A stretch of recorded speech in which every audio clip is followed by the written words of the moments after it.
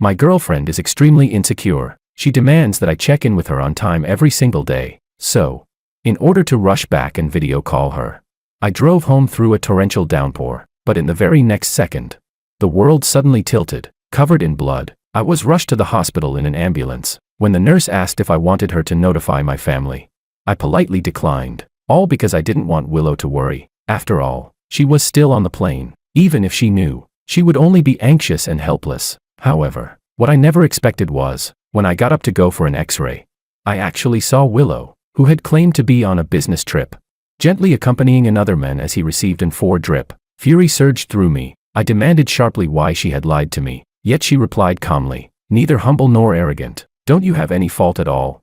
You got into a car accident and didn't check in. Isn't it because you don't love me enough?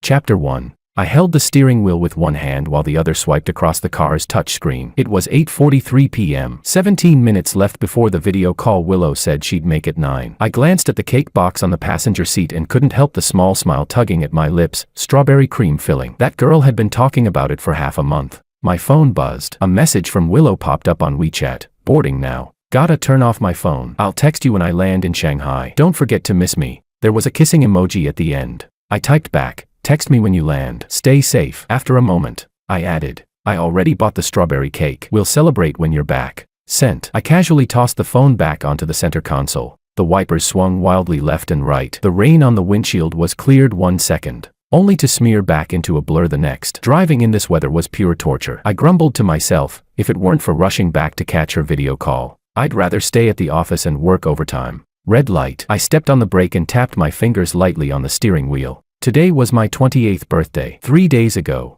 Willow had already started sighing, saying an urgent project meant she had to go on a business trip, and she could only fly to Shanghai on the night of my birthday. Blame our manager. Could have said it earlier or later, but no. Had to pick this exact time. She complained over the phone, her voice sticky sweet like melted caramel. I promise, I'll make it up to you when I get back. 3 whole days.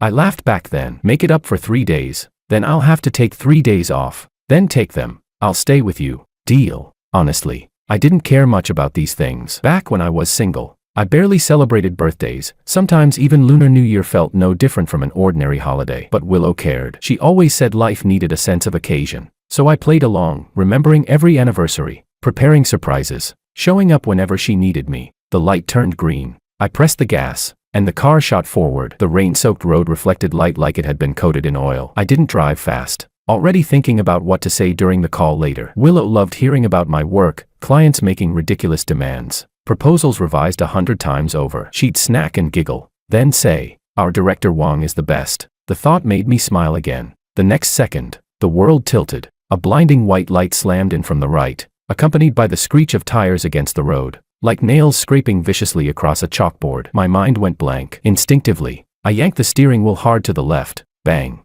A deafening crash. Not the slow-motion kind from movies, just a solid, brutal impact. The airbag exploded open, slamming into my face. The metallic taste of blood spread instantly in my mouth. I couldn't tell if it was from a split lip or somewhere else. The car spun halfway around and came to a crooked stop by the roadside. I sat in the driver's seat, dazed for a few seconds. My ears rang, like hundreds of bees holding a concert inside my head. I tried moving my fingers. They still worked. My legs too. Just my chest, aching fiercely from the airbag, making it hard to breathe. Someone knocked on the window. A blurry figure outside, mouth opening and closing. I unbuckled my seatbelt and pushed the door open. Cold wind and rain hit me head on, snapping me fully awake. I looked down. My white shirt was stained red, blood trickling down from my forehead. Sir, are you okay? A delivery guy in a yellow uniform ran over with an umbrella, his voice trembling. I waved a hand, trying to say I was fine, but ended up coughing instead. I pulled out my phone. The screen was shattered like a spider web,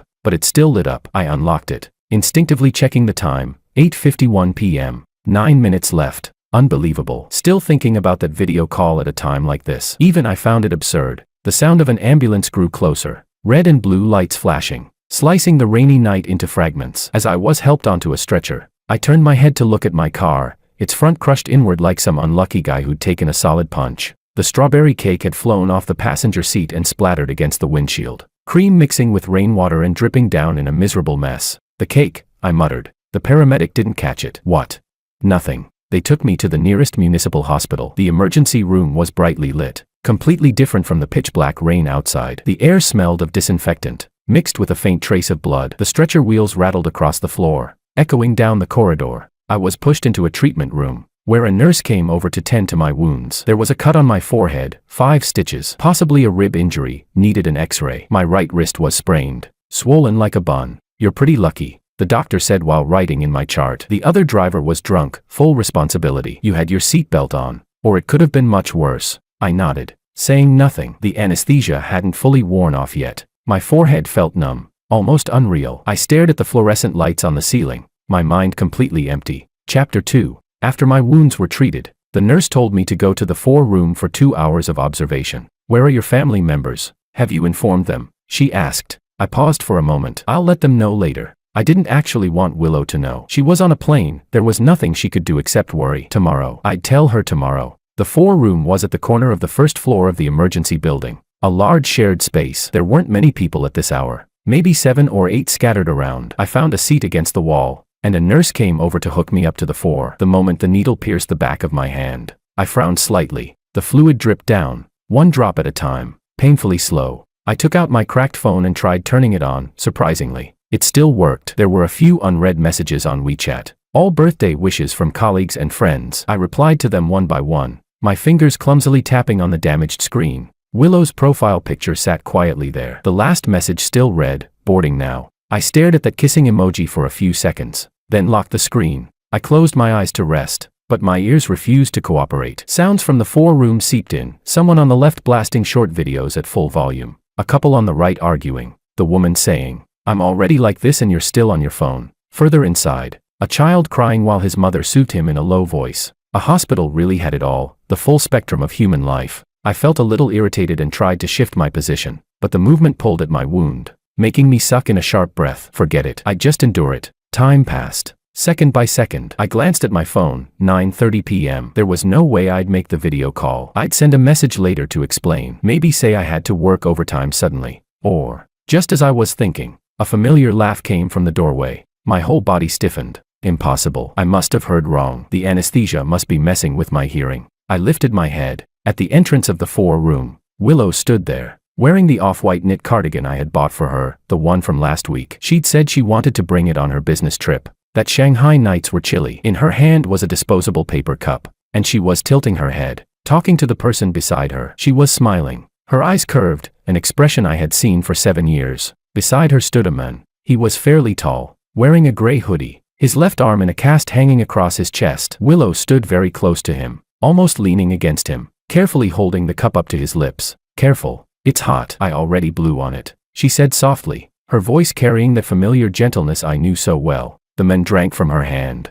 then smiled. "You're always so thoughtful." I sat there, unmoving. There should have been all kinds of reactions, standing up, walking over, asking, "Weren't you in Shanghai?" Or even grabbing the 4 stand and smashing it over something. But I did none of that. I just sat there, watching, like I was observing a movie that had nothing to do with me. At some point, the needle in the back of my hand had shifted. A small stream of blood flowed back into the 4 tube, glaringly red. Willow helped the men walk further inside. When she looked up, she saw me. The moment our eyes met, the smile on her face froze. It truly froze, like a video suddenly paused. The curve of her lips remained, but her eyes widened, something in her pupils shattering with a silent crack. The cup in her hand tilted, spilling some water onto the man's sleeve. "Hey!" the man exclaimed. Willow didn't react. She kept staring at me, her lips moving, but no sound came out. Slowly, I stood up from my seat. My movements were stiff, maybe because of the injuries, or maybe something else. The 4 stand wobbled as I moved, its wheels scraping softly against the floor. I walked toward them. 1 step, 2 steps. My footsteps echoed clearly in the quiet 4-room. Willow finally snapped back to her senses. Almost instinctively, she took half a step back, positioning herself in front of the man, shielding him. That small movement made me pause for just a fraction of a second. It was subtle, but I felt it. Chapter 3. Interesting, I thought to myself. I stopped about 3 steps away from them. First I looked at Willow, then at the men behind her. Makoto. I knew that name. There were photos of him in Willow's old phone album, from their college days, wearing a basketball jersey, smiling bright and carefree. In person, he looked a bit older than in the photos, but still fairly decent. "George, you." Willow finally found her voice, but couldn't finish. She looked at the bandage on my forehead, the bloodstains on my white shirt, the 4 tube in my hand with blood flowing back into it. Her face turned paler by the second. "What happened to you?" I didn't answer. My gaze fell on Makoto's arm in a cast. I stared at it for 2 seconds, then curled my lips slightly. The motion tugged at the wound on my forehead, and I frowned from the pain, but I still smiled. "What a coincidence," I said. My voice was calm, so calm it surprised even me. "You're sick too?" I was speaking to Makoto, but my eyes were on Willow. Makoto clearly recognized me. His expression turned awkward, and he opened his mouth as if to say something. I didn't give him the chance. I turned and walked away. The 4 stand dragged along behind me, its wheels rattling against the floor. The needle was yanked out of the back of my hand, pulling a string of blood beads with it. I didn't care. I just headed straight for the exit. "George," Willow called after me, her voice trembling. "Wait, listen to my explanation." I didn't stop. The hallway lights were brighter than in the 4 room, making me squint. A nurse saw the blood on my hand and rushed over in alarm. "Sir, your needle." "It's fine," I said. "I'm not continuing the 4, but you need to treat it. You're bleeding." I glanced down at the back of my hand. Blood dripped along my fingers, splattering small red dots onto the floor. She was right, it needed to be treated. Otherwise, it'd be more trouble if it stained my clothes. I let the nurse pull me into a nearby treatment room. Disinfection, pressure, a bandage. I cooperated the whole time, just didn't say a word. As she worked, the nurse muttered, "No matter how urgent things are, you can't just pull the needle out like that. It's dangerous. Whatever it is, you should talk it out properly." I listened, but didn't respond. The door to the treatment room was slightly ajar. I could see Willow standing at the end of the hallway, looking completely at a loss. Makoto didn't come out, probably still in the 4 room. Good, I thought. At least he still had some sense of shame. Once the bandaging was done, the nurse gave me a few more instructions. I nodded, said thank you, and walked out. Willow immediately came up to me. Her eyes were already red. "George, it's not what you think. Makoto, he has a stomach hemorrhage." I cut her off, my tone as flat as asking, "Have you eaten? Or a fracture?" Willow choked on her words. "My car got hit," I continued, as if delivering a work report. "The other driver was drunk, full responsibility. I got 5 stitches on my forehead. My ribs might be injured. I'll need scans tomorrow. The cake's ruined, smashed on the windshield. Want to see a picture?" I didn't know. Willow's tears fell. I really didn't know. When he called me, he said it was serious. So I cut her off again. "So you flew back from Shanghai?" I looked at her. 3 hours. Pretty fast. Willow couldn't say anything anymore. She lowered her head and cried, her shoulders trembling. I watched her for a moment, and suddenly felt exhausted. Not physically, but the kind of exhaustion that seeps out from the cracks in your bones. The kind that makes even lifting your feet feel impossible. Chapter 4. I turned and walked out. "George," Willow called from behind. "Where are you going?" "I'll go with you to get the scans." "No need." I didn't turn back. "You do your thing." The rain hadn't stopped, just eased a little. I stood at the entrance of the emergency building and took out my phone to call a ride. The screen was badly cracked. I had to swipe for a while before I finally opened the app. While waiting for a driver to accept the ride, I looked up at the sky. Pitch black. Nothing to see. Willow chased out after me, stopping a few steps behind, wanting to come closer but not daring to. She said softly, "I called you. Sent you messages. You didn't reply." "My phone's broken," I said. She said, "Then tomorrow I'll go with you to check the car, get it repaired." And also, the car arrived. A white Toyota pulled up by the roadside with its hazard lights flashing. I opened the door, paused for a moment, then still turned back. Willow stood under the streetlight. The light shone down from above, clearly illuminating her tear-streaked face. She looked at me, her eyes filled with panic, guilt, fear, and a lot of things I couldn't quite make out. 7 years. I did the math in my head. More than 2,500 days. That's a long time. "George," she stepped forward half a step. I withdrew my gaze and bent down into the car. The door shut, cutting off the sound of the rain and her voice. The driver glanced at me through the rearview mirror. "Sir, where to?" I gave him my home address. The car started and drove away. As we passed the entrance of the emergency building, I glanced at the rearview mirror. Willow was still standing there, her figure shrinking in the rain until it became a blurry dot. I turned back and closed my eyes. The edge of the bandage on the back of my hand had started to peel. I pressed it down. It hurt a little, but compared to the wound on my forehead, compared to my possibly fractured ribs, this pain was nothing. Nothing at all. I stayed home for 3 days. Stayed was a stretch. I wasn't idle. The insurance company called. The traffic police called. The dealership called. Like a customer service rep, I repeated the details of the accident over and over again, so many times that I almost believed it myself. That night, I was just an unlucky guy. Pure bad luck. My ribs weren't too serious, a hairline fracture. The doctor told me to rest. The stitches on my forehead would take a few more days before removal. Walking around with gauze on my head, neighbors would ask, George, what happened?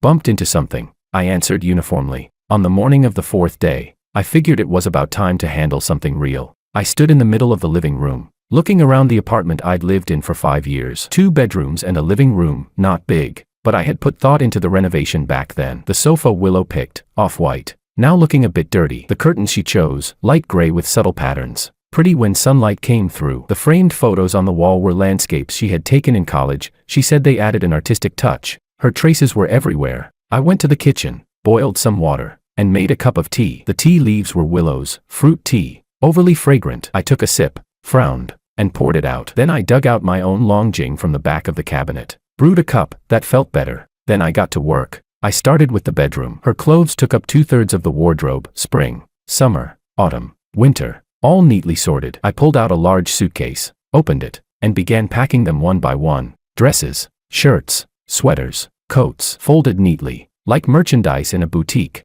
Halfway through, I noticed a dress that looked familiar, her birthday gift from me last year. She had said the color was too bright to wear out, but she still kept it, saying she'd save it for a special occasion. She never wore it. The tag was still on. I stared at the dress for a good half minute, then folded it and placed it into the suitcase. The jewelry box was on the vanity. I opened it, messy inside. Single earrings missing their pair, tangled necklaces, bracelets with missing stones. I remembered one time Willow had knocked it over in a hurry. The two of us had spent half an hour on the floor searching. In the end, we found it stuck under a slipper, and laughed so hard we couldn't even stand straight. Chapter 5. I picked out the pieces that could still be worn and wrapped them carefully in a soft cloth. As for the broken ones, I hesitated for a moment, then packed them up too, just in case she still wanted to keep them. I didn't recognize most of the bottles and jars on the vanity. I checked them one by one: toner, lotion, serum, cream. One small bottle stood out, especially delicate. I picked it up and looked. It was perfume. Willow had mentioned it before, said it was expensive, so she used it sparingly, only when meeting my parents.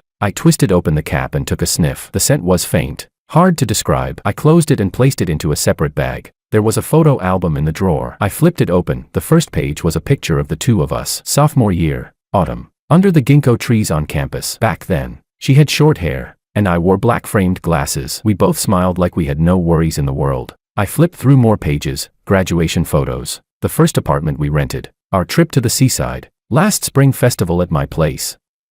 One photo after another, page after page of time. I closed the album. I didn't put it into the suitcase. Instead, I took some bubble wrap used for shipping, wrapped it layer after layer, and set it aside separately. My phone buzzed. I picked it up. It was Willow. More than a dozen unread messages on WeChat. The latest one read, "Can we talk, please?" Scrolling up, there were more. That day was really unexpected. Makoto suddenly had a stomach hemorrhage. He doesn't have any family here. I admit it was wrong to lie to you, but I was afraid you'd overthink. How are your injuries? I want to come see you. George, can you reply to me?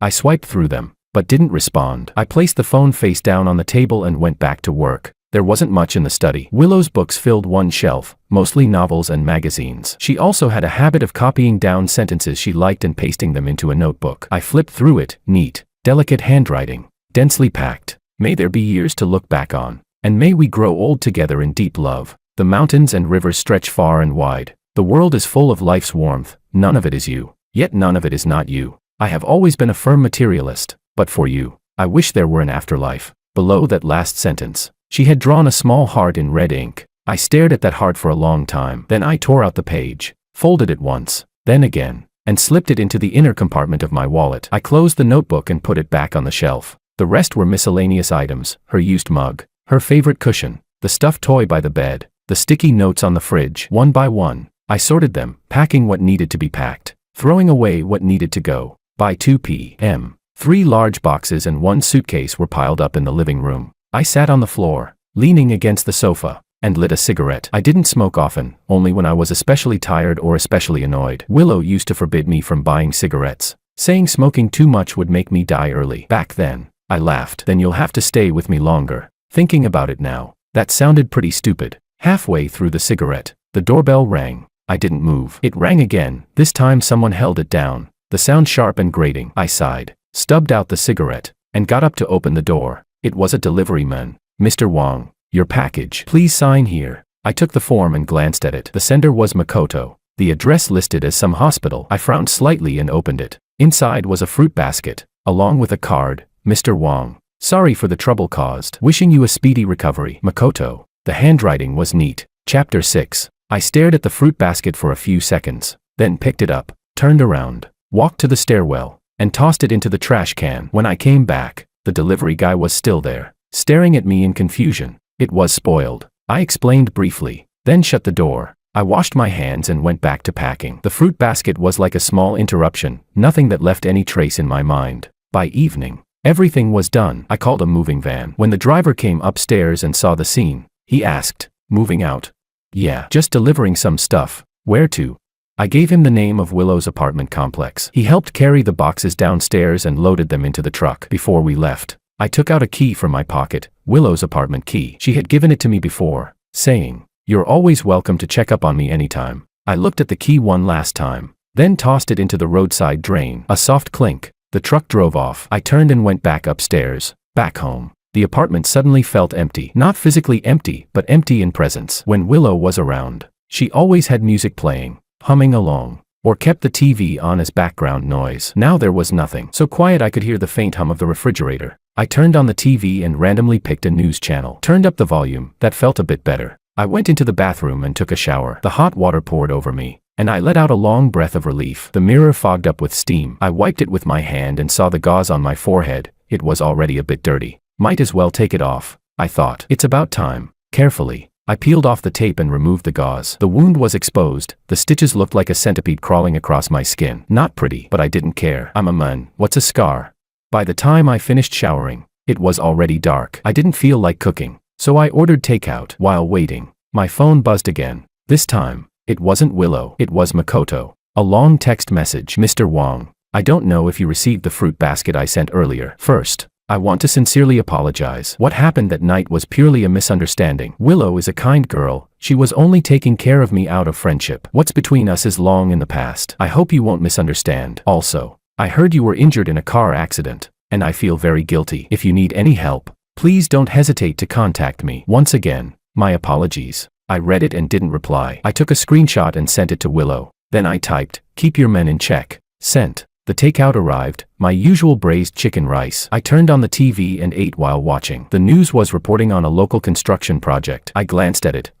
Isn't that the one our company bid on?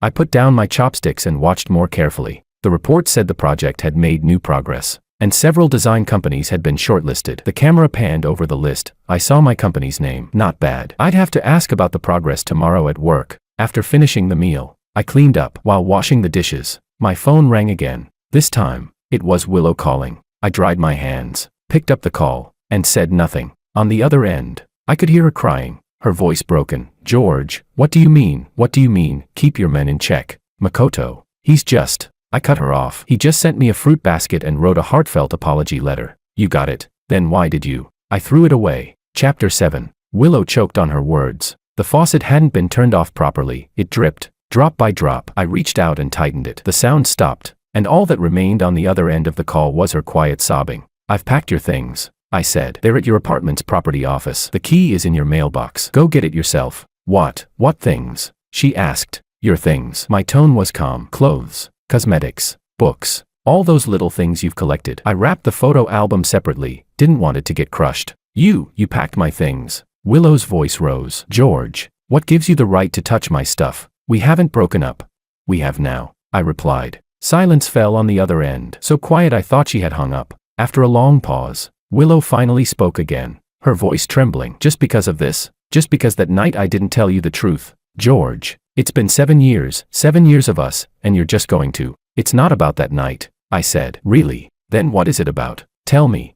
I walked to the window and looked outside. The city at night was brightly lit. Rows of office buildings glowing like an inverted galaxy. A lot of things came to mind. How she always said I wasn't romantic enough. How she compared me to Makoto. How she lied to me again and again because of him. Small things, maybe. And she always explained afterward. But trust, once it cracks, even just a little, it slowly shatters completely. Willow. I called her by her full name. It had been a long time since I'd done that. "Do you remember last March? You said you were going to a class reunion, but Makoto was there too." Her breathing hitched on the other end. I paused, then continued. "And the Chishi festival the year before, you said you were working overtime, but actually, you were with him at the hospital for his stomach problems. And the year before that..." "Stop it. Willow screamed. Those were coincidences. I just didn't want you to get mad.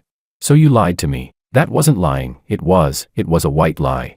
I laughed. I actually laughed. I clutched my ribs, it hurt a little from laughing too hard. Fine, I said. Then this is also a white lie. I'm kindly informing you that we're done. George, you can't do this. Let's talk this through. I'll come find you right now. Don't, I said. Frowning, the smile faded. Even if you come, I won't open the door. I hung up. The world went quiet. Chapter 8. I stood by the window for a long time, until my legs started to go numb. Then I walked back to the living room, cleaned up the takeout containers, and carried the trash bag to the door. After a moment's thought, I picked up the slippers Willow had left behind, the pink ones with rabbit ears, and tossed them into the trash bag as well. After that, I washed an apple and sat on the sofa, biting into it. A comedy skit was playing on TV, people laughing and joking around. I watched it, didn't find it funny, but didn't feel sad either. Just empty, like a piece had been carved out of my chest, and wind was rushing through the hollow space. Strangely, it didn't hurt. My phone lit up again. This time it was WeChat. Willow, I've packed your things at your apartment. They're at the property office. The key is in your mailbox.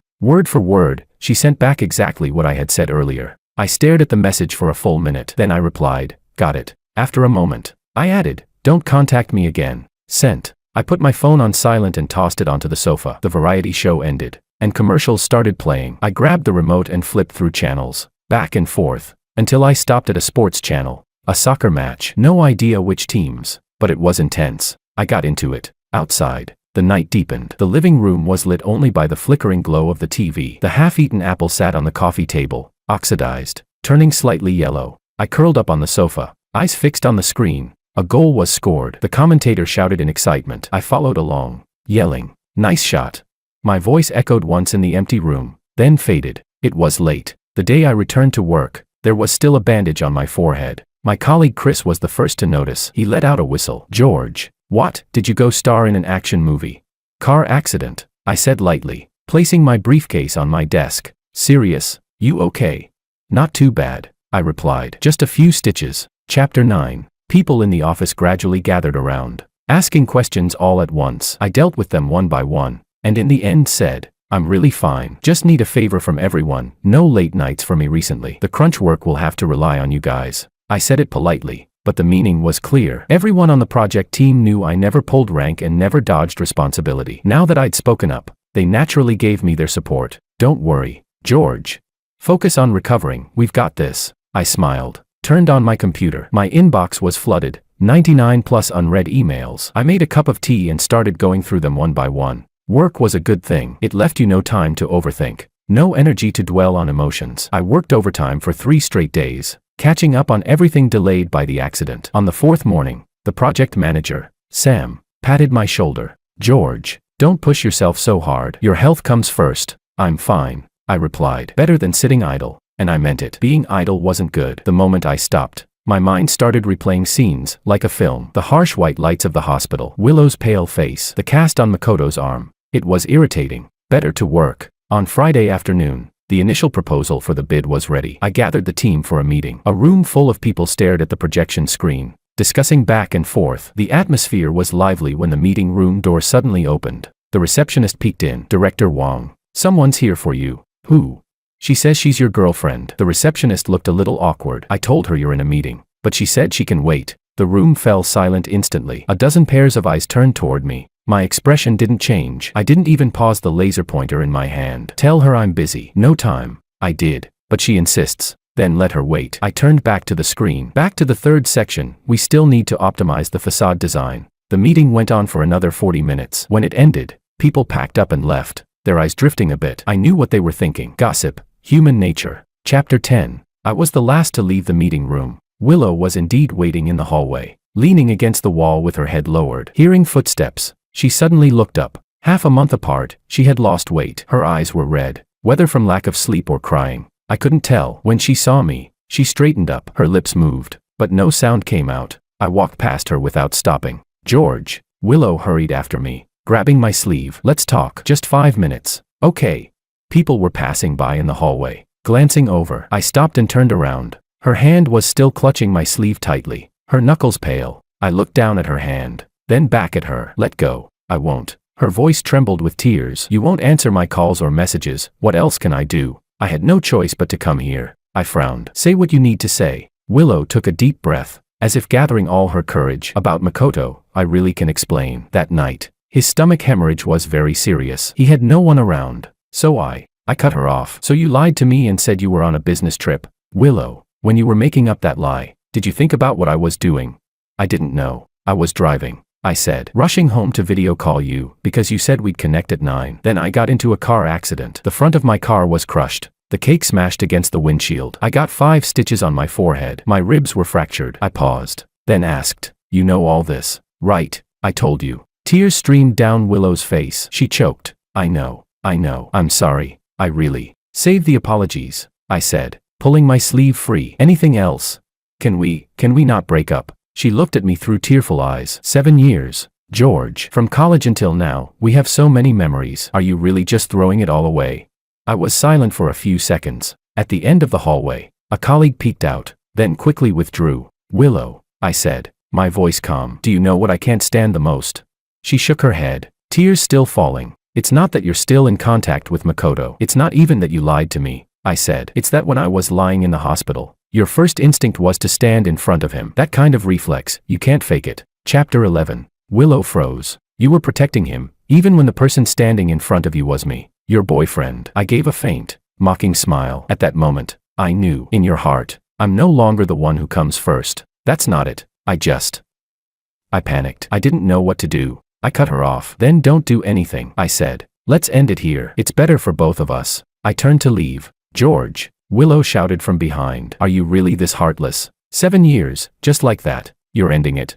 I didn't look back. Her voice grew more frantic. I'll change. I won't see him anymore. I'll delete all his contacts. Okay, we can start over, I promise, I said impatiently. You've made plenty of promises before. I stopped, turning slightly to the side. Freshman year, you said you'd study English properly. You failed. Junior year, you said you'd quit sugar. You're still drinking milk tea. After you started working, you said no more staying up late watching shows. Just last month I caught you watching a variety show at 3 a.m. I paused, then added, Willow, some things don't change just because you promise they will. After that, I strode forward without stopping. Willow stayed where she was, crying so hard her shoulders shook. The receptionist couldn't bear it and brought over a pack of tissues. Miss, don't cry. Here, wipe your tears. I went back to my office and closed the door. Outside, the sky was growing darker, the city lights flickering on one by one. I stood by the window and lit a cigarette. Halfway through, my phone buzzed. It was Willow again, another long message. I know I was wrong, terribly wrong. I shouldn't have lied to you, and I shouldn't have chosen to be with him instead of you at that moment. But George, my feelings for you over these 7 years were real. I stayed up with you working on projects, took care of your mom when she was sick, stayed with you from renting to buying a home. Have you forgotten all that? Give me one more chance, the last one, please? I read it, but didn't reply. I stubbed out the cigarette, opened my computer, and went back to work. By 8 p.m., most people had left the office. I shut down my computer and packed up, ready to leave. My phone buzzed again. This time it was Sam. George, still at the office. Perfect timing. Come grab dinner. I'll introduce you to a friend. What kind of friend? From the client's side, in charge of the project we're bidding for. Pretty great person. Good to get acquainted early. I thought for a moment. All right. Where? Sam sent the address, a private dining restaurant. I took a taxi there. Traffic was a bit heavy. I leaned against the window, watching the neon lights blur past. When I arrived, Sam was already in the private room. Besides him, there was a woman, early 30s, short hair, wearing a white shirt, sharp and professional. Come, let me introduce you. Sam stood up. This is Anna, the project lead from the city investment side. Anna, this is our company's design director, George Wang, young and talented. Anna Sue stood up and extended her hand. Director Wang, I've heard a lot about you. You're too kind, Miss Sue, I said, shaking her hand. Just call me George. Chapter 12. The three of us sat down. Sam busied himself ordering dishes, while Anna and I started chatting. I had expected it to be just polite small talk, but as we talked, we found we actually got along quite well. Anna also had a background in architecture before transitioning into project management. She was very interested in our company's proposal and raised several questions, each one right on point. I answered them one by one, and the conversation grew deeper. Before we knew it, we had completely left Sam out. Hey, that's enough. You too, Sam said, half laughing, half exasperated. We're here to eat, not talk shop. Anna smiled. Sorry, Occupational habit. She picked up her teacup and raised it to me. Director Wong, I've seen your professional capabilities for myself. I hope we'll have the chance to work together. Let's hope so, I said, raising my cup. Dinner lasted until after 9. Sam had something to do and left early. Anna and I stayed a bit longer, continuing to talk about the industry. She was easy to talk to and a great listener. Whenever she chimed in, it was always right to the point. When it came time to pay, we both tried to grab the bill. In the end, Anna won. This one's on me, she said. Let's treat it as an early celebration for a successful collaboration. I didn't insist. Then I'll get the next one. Deal. When we stepped out of the restaurant, the night breeze felt pleasantly cool. Anna's car was parked across the street. She asked, "How are you getting back? Want a ride?" "No need. I'll call a cab. This area's not easy to get a ride at this hour," she said, glancing at her phone. "It's on my way anyway. I'll drop you off." I hesitated for a moment, then got into her car. Soft music played inside. The air smelled fresh and clean, not like Willow's car, which was always filled with perfume. Anna drove steadily, speaking little, occasionally asking for directions. While waiting at a red light, she suddenly said, "Is your forehead okay?"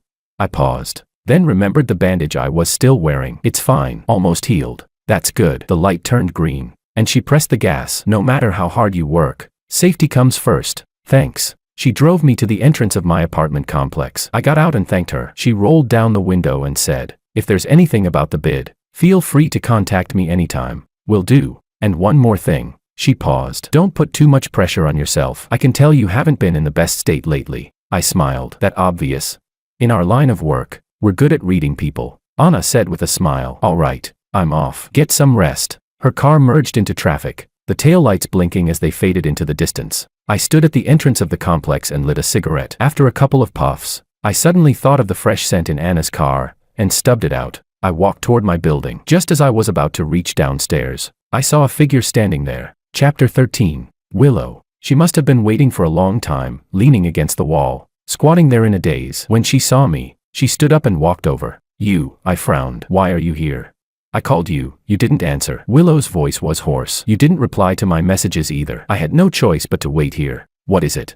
"Makoto came to see me." She stared straight into my eyes, as if trying to read something from them. "He told me you threw away the fruit basket he sent." I gave a faint nod. "Why?" Her voice rose slightly. "He was just trying to apologize." "Was that really necessary?"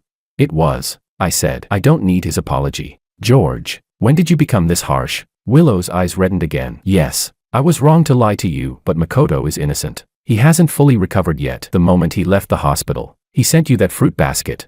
I cut her off. "Whatever he is, what does that have to do with me?" "Willow, get this straight. This is between you and him now. Don't drag me into it." "How can I not drag you into it? If it weren't for you, if it weren't for me." "What?" I laughed. "If I hadn't caught you that night, would you have just kept this going? You keep lying to me." He keeps playing the pitiful act. The two of you putting on some touching drama, while I stand on the side like an idiot. Willow was left speechless. The night wind blew past, carrying a hint of chill. I pulled my coat tighter, suddenly feeling tired. "Go home," I said. "Stop standing here." "I'm not leaving." Willow looked at me stubbornly. "Not unless you agree to talk this through with me properly," I said impatiently. "There's nothing left to talk about." "There is." She suddenly burst out. "We've never actually talked properly. You've just been blaming me, judging me. George, in these 7 years, have you been flawless? When you're busy with work, you disappear for days. You forgot my birthday. You forgot our anniversaries. Did I ever complain? I understood you. I made allowances for you, but what about you? Did you ever try to understand me?"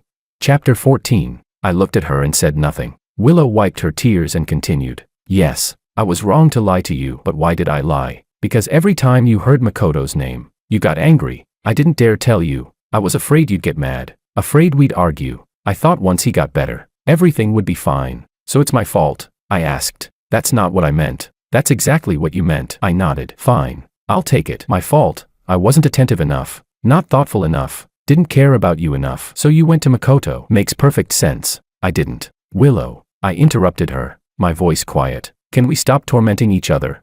She looked at me, tears still streaming down. "These 7 years, I did my best," I said. "The romance you wanted, I couldn't give you. The sense of security you wanted, I couldn't give you either. If Makoto can give you that, then go to him. I won't stop you. I don't want him." Willow almost shouted. "I want you. George, I only want you. But I don't want you anymore." The moment the words left my mouth, both of us froze. Even I hadn't expected to say it so directly. But strangely, after saying it, I felt lighter, like a heavy stone that had been pressing on me was suddenly lifted. Willow's face turned deathly pale. She opened her mouth, trying to say something, but no sound came out. In the end, she just shook her head, over and over. I turned and walked toward the building. "George," she shouted behind me, her voice breaking apart. "You'll regret this. You will regret this." I didn't look back. The elevator moved upward slowly. My reflection stared back at me in the mirrored walls. The edge of the bandage on my forehead had started to peel. I pressed it down with my hand. When I got home, I took a shower. The hot water washed over me, loosening the tension in my body bit by bit. Afterward, my phone buzzed again. This time it was Anna. "Did you get home?" I dried my hair and replied, "Yeah, thanks again for today." "You're welcome. By the way, are you free next Wednesday? There's an architecture forum, pretty interesting. Want to go together?" I stared at the message for a long time. Then I typed, "Sure." Sent. Outside, the night had deepened. In the distance, faint sounds of traffic drifted through, like the steady, quiet breathing of the city. I turned off the lights and lay down on the bed. The pillow carried a faint scent of detergent, lemon, freshly washed. I buried my face into it and took a deep breath. Then I closed my eyes and fell asleep. A dreamless night. Chapter 15. Days passed one after another, as quickly as flipping through pages of a book. My life gradually settled into a new rhythm. I woke up at 7 every morning, made coffee, toasted bread, and ate breakfast while listening to the morning news. Left the house at 8, took line 4, then transferred to line 2, and arrived at the office before 9. Lunch was with colleagues, sometimes takeout, sometimes the company cafeteria. In the evenings, if I wasn't working overtime, I'd spend an hour at the gym or watch a movie. So routine it almost didn't feel like me. One day, Sam joked, "George, are you trying to become immortal? Not a trace of worldly life left in you." I just smiled and said nothing. I thought it was fine this way. Peaceful. Willow didn't come looking for me again. She did send a few messages on WeChat, not long. Nothing important. Things like, "It's getting colder. Wear more. Saw your moments. Did your project win the bid? Congrats. Passed by that bakery you like. It closed. Kind of a shame." I didn't reply. Didn't block her either. Just left it there. Blocking felt too deliberate. Like I still cared too much. Better to leave it. Like a stranger. Makoto, however, showed up again, in a way I didn't expect. That day, I was in the office drafting designs when the receptionist knocked and came in, looking a bit awkward. "Director Wong, someone's here for you. Says he's your friend." "Who?" "Last name Ito." "Makoto." My pen paused for a moment. I looked up, thought about it, then said, "Let him in." When Makoto walked in, I was organizing blueprints. My office wasn't big, a desk, 2 computers, walls covered in design drafts. He stood at the door, glanced around, then fixed his gaze on me. "Mr. Wong, sorry to disturb you." I gestured to the chair across from me. "Sit." Makoto sat down, holding a paper bag, which he placed on the desk. "Just a small token. I heard you like tea." I glanced at the bag but said nothing. Leaning back in my chair, hands folded on the desk, I asked, "Mr. Ito, what brings you here?" My tone was flat, like I was receiving an ordinary client. Makoto seemed slightly uncomfortable. He cleared his throat. "Well, I heard your company is bidding for the commercial complex project in the East District. I happen to have a friend in the planning bureau there." "Mr. Ito," I interrupted, "if it's business, go through proper channels. If it's personal," I paused. "I don't think we have anything personal to discuss." Makoto faltered, his expression stiffening, but he quickly adjusted, forcing a smile. "Don't misunderstand, Mr. Wong. I just wanted to apologize for what happened before. That day at the hospital, and the fruit basket. I didn't think it through." I looked at him, saying nothing. He continued, his tone sincere. "Willow hasn't been doing well lately. I know I'm not in a position to say this, but since this situation started because of me, I can't help but feel guilty. If possible, I hope you can give her another chance, talk things through properly." "Talk about what?" I asked. "About the two of you," Makoto said. 7 years together, it's not something you can just throw away, right? And Willow told me, she really regrets it. She cries every day." "Mr. Ito." I cut him off again, still calm. "First, Willow and I have already broken up. That's between the two of us, no need for a third party. Second, however you act in front of her is your business. Don't come perform here. Third," I stood up and walked to the door. "The door's over there. I won't see you out." The smile on Makoto's face finally collapsed. He stood up and stared at me. "Mr. Wong, that's a bit too cold, don't you think?"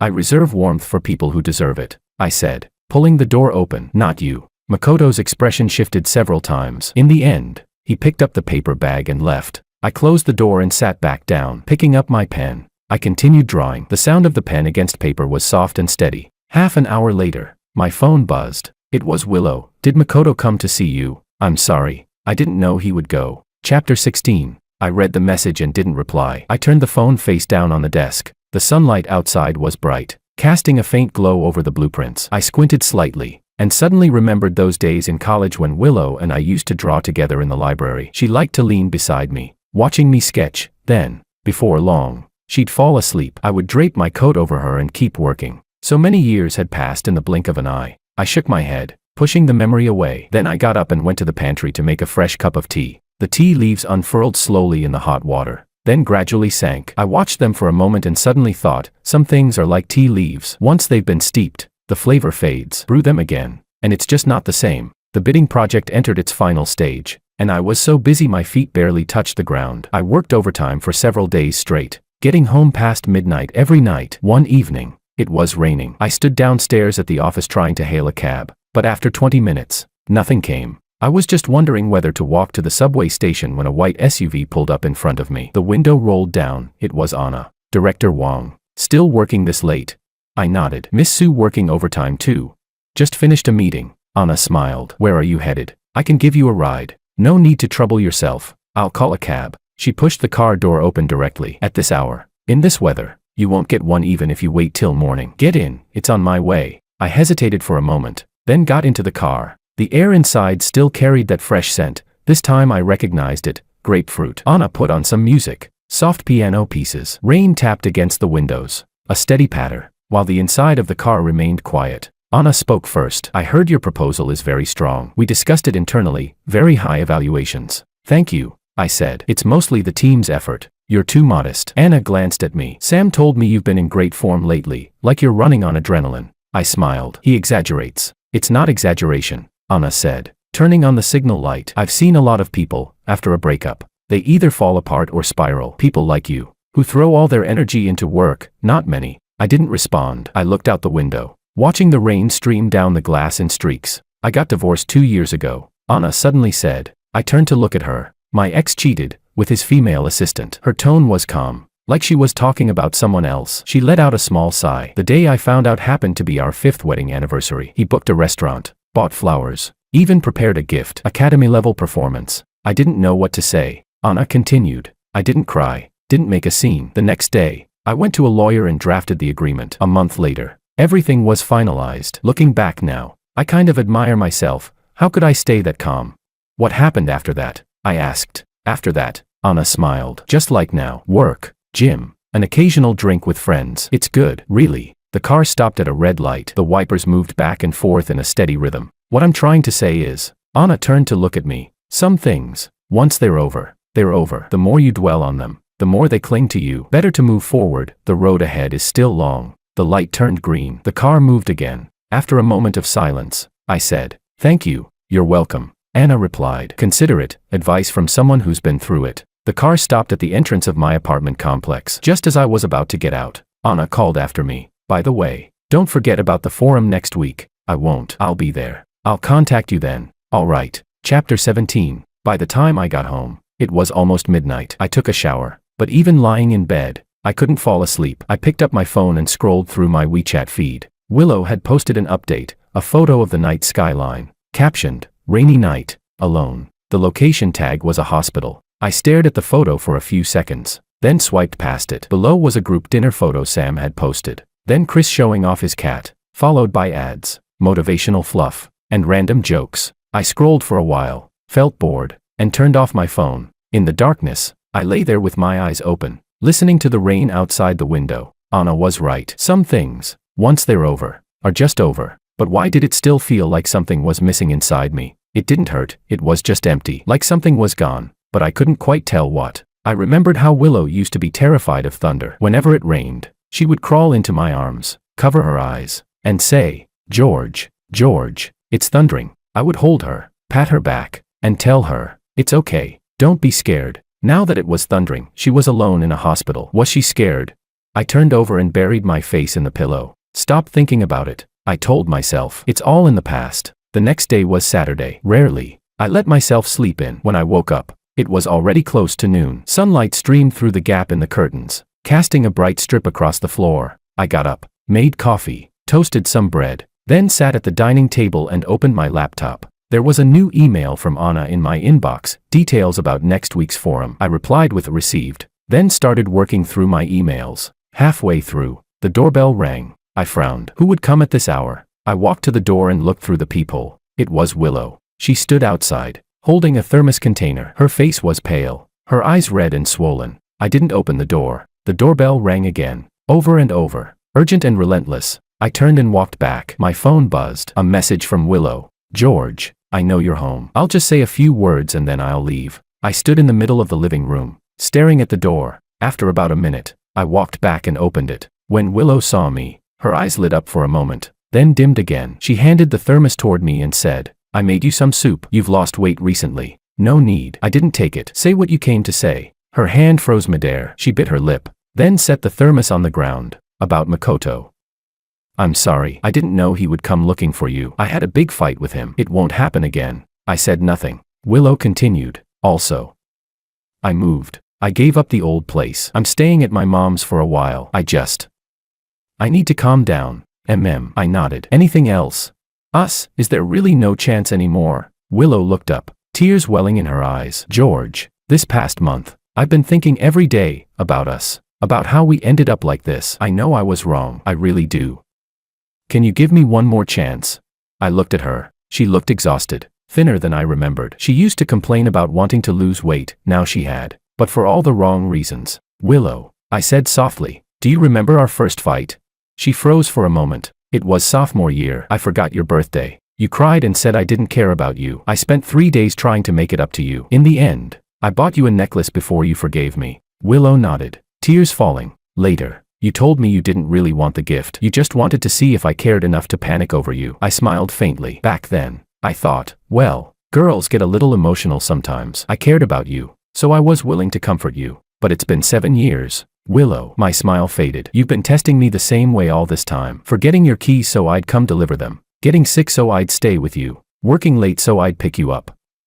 Every time you said, I just want to see if you care about me. I've been reassuring you for 7 years, and I've been tired for 7 years. Willow opened her mouth, wanting to say something, but nothing came out. Makoto was just the last straw, I said. Even without him, we wouldn't have made it. You're always asking for reassurance, and I'm always trying to prove that I love you. That kind of relationship, it's exhausting. I can change, Willow cried. I won't be like this anymore. I swear. It's not necessary. I shook my head. You won't change, and I don't want to keep waiting. Chapter 18. I bent down, picked up the thermos, and handed it back to her. Take the soup back. Drink it yourself. Don't come here again. Go live your own life. Willow didn't take it. She just cried, her shoulders shaking uncontrollably. I set the thermos on the ground, stepped back, and closed the door. The sound of the door closing was soft, but in the quiet hallway, it still seemed loud. I leaned against the door and heard her muffled sobs from outside, growing softer, fading away, until they disappeared completely. Then came the sound of footsteps,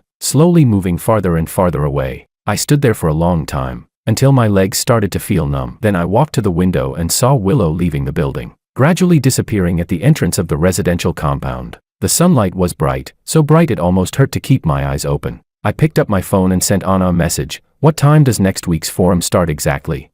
Anna replied quickly, 9 a.m. Why? Can't wait. I typed, yeah, want to get there early. Sent. I put my phone back into my pocket, turned, and walked into the kitchen to start preparing lunch. As I chopped vegetables, I began humming a tune, an old song. I couldn't remember the name, but the melody was light and cheerful. Outside the window, the sky was a deep, endless blue without a single cloud. Life goes on, doesn't it? Time is a strange thing. When you stare at it, it moves slowly. The moment you stop paying attention, it slips away without a trace. Before I knew it, half a year had passed. My life became like a wound-up clock, ticking along steadily. Work, home, the gym, and occasionally grabbing a meal with colleagues. Sam said I was becoming more and more like a proper adult. I smiled and said, wasn't I proper before? You were. Sam thought for a moment and said, just not this. Steady. Steady. I like that word. Living a steady life, it's pretty good. Chapter 19. We won the bidding project, and at the celebration banquet everyone partied until midnight. I was forced to drink quite a bit, but I wasn't drunk, just a little dizzy. When it ended, Anna walked over and asked, together? No need. I'll call a designated driver, she said. I called one too. Let's wait together. We stood at the hotel entrance. The night breeze carried a slight chill. Anna lit a cigarette and handed me one. I took it but didn't smoke, just held it between my fingers. Anna asked, I heard you went to Iceland a while back. Yeah, saw the northern lights. How was it? Cold, I said, but beautiful. Anna laughed. That description tells me nothing. I smiled too. What I wanted to say was, standing in that frozen wilderness, watching green light dance across the sky, you feel incredibly small. All the love, the hate, the struggles, the pain, they suddenly don't seem important anymore. But I didn't say it. Some feelings are better kept to yourself. The drivers arrived, and we got into our respective cars. Anna rolled down her window and said, "There's an architecture exhibition next week. Want to go together?" "Sure. I'll send you the details." "Okay." The car started and merged into traffic. I leaned back in my seat, watching the city lights flash past outside the window. This city is always so bright it's hard to tell day from night. Suddenly, I remembered Willow used to say she wanted to go to Iceland to see the northern lights. She said it was something she had to do at least once in her life. Now I've been there. What about her? I shook my head, forcing the thought out. It's all in the past. What's the point of thinking about it?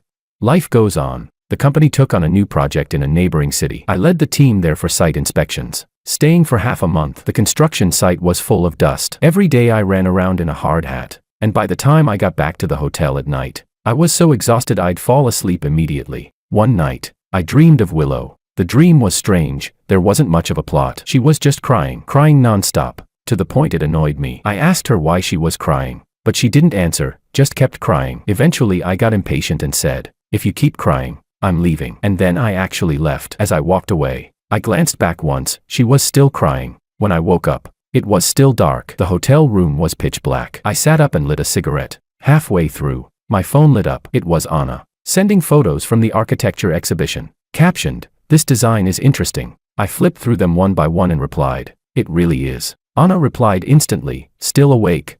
Just woke up." "Same here. Haven't adjusted to the time difference yet." Anna was on a business trip abroad, with a 7-hour time difference. I did the math. It should be afternoon where she was. We chatted casually about design, projects, books we'd read recently. Toward the end, Anna said, "George, have you ever thought that we get along pretty well?"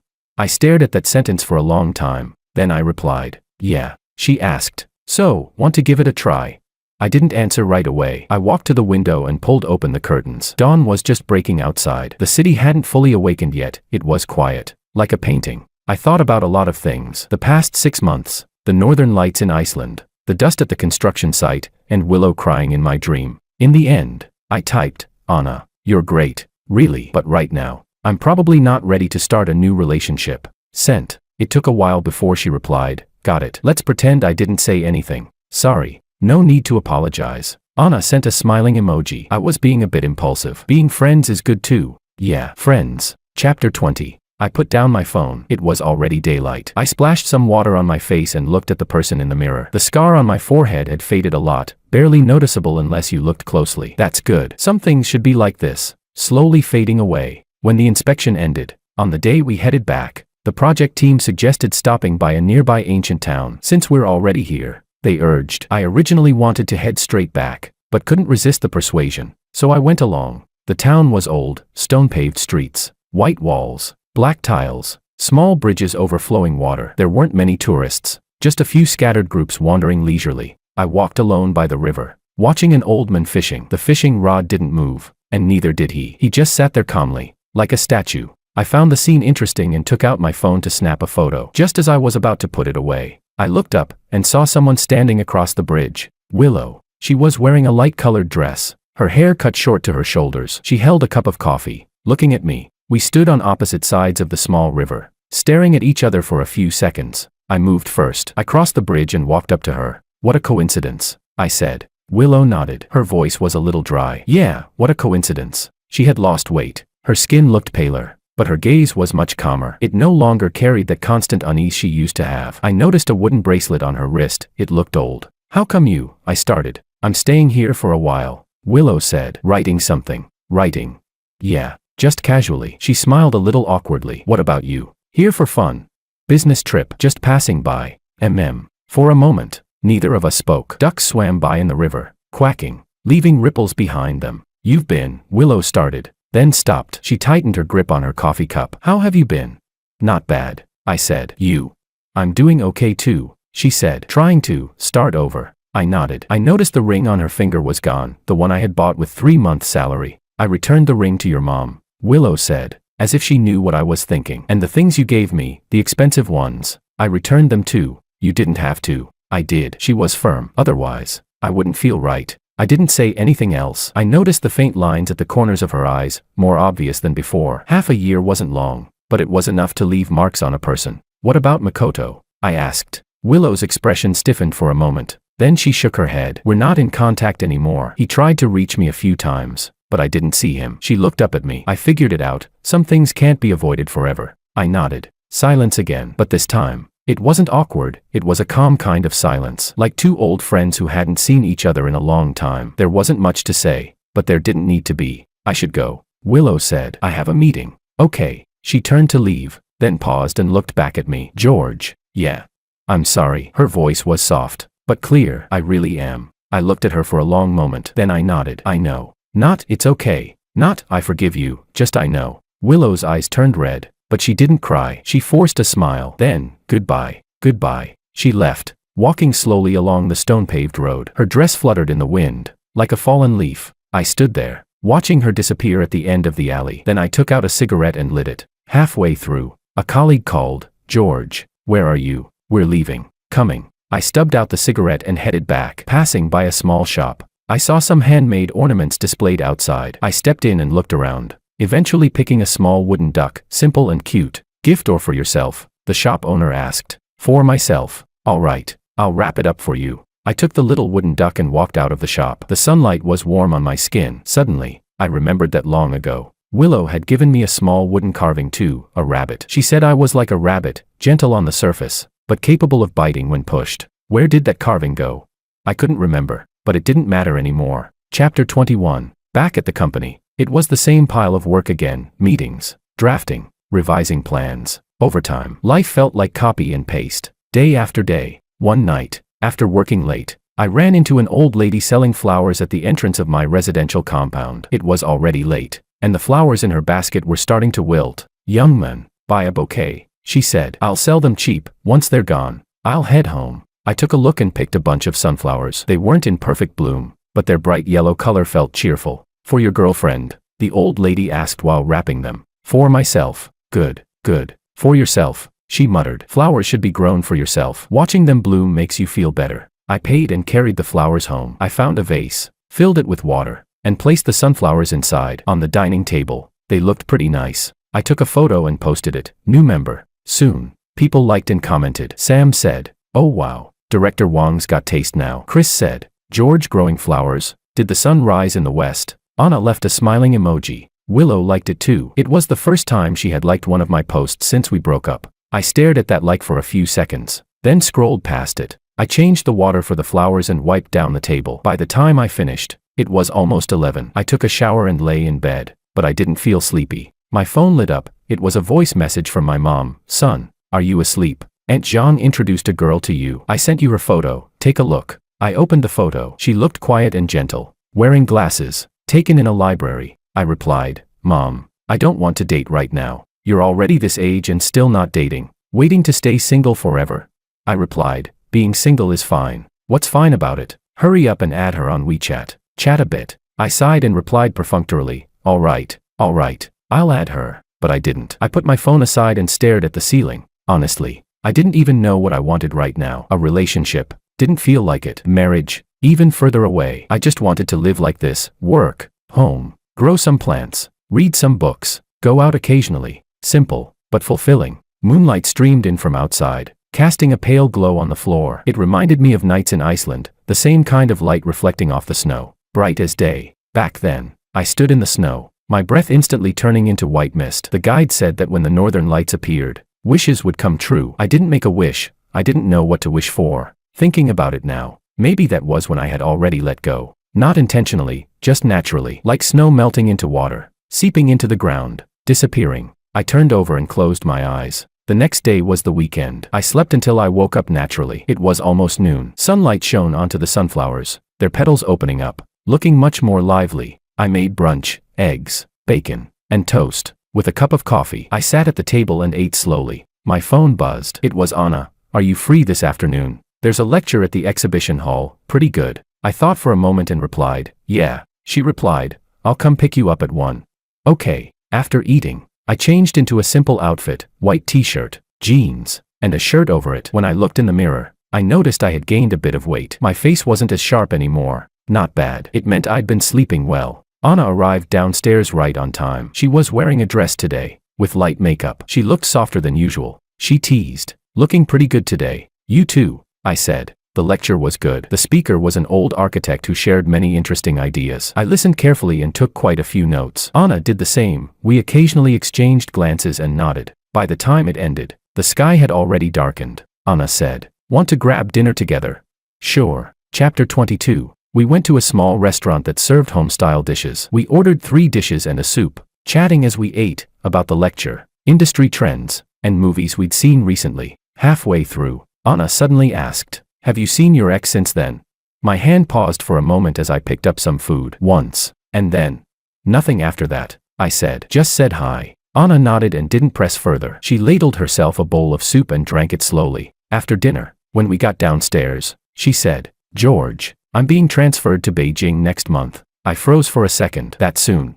"Yeah. Headquarters needs people." Anna looked at me. "So when I asked you last time if you wanted to give it a try, I had a bit of selfish intent. I was thinking, if it worked out, maybe you could come with me." I smiled. "Then you should have told me earlier. It's not too late to say it now." Anna smiled too. "So, want to think about it? Beijing has more opportunities, more room to grow." I thought about it, then shook my head. "I'm doing pretty well here. Figured you'd say that." Anna didn't seem surprised. "Then I wish you all the best here." "You too." We got out of the car and stood downstairs. The streetlights stretched our shadows long across the ground. "Can I get a hug?" Anna opened her arms. I hugged her. It was a light embrace, brief, and then we let go. Anna waved. "I'm off." She got into the car and started it. The car drove away, its taillights disappearing around the corner. I stood there for a while, then turned and went upstairs. In the elevator, I looked at myself in the mirror, my expression calm, my eyes clear. Not bad, I thought. Back home, I changed the water for the sunflowers. The petals were starting to wilt, but they hadn't faded yet. I touched them, soft and cool. My phone rang. It was my mom. "Son, did you add that girl?" Yeah, I did," I replied perfunctorily. "Then talk to her. What's the point of just adding her?"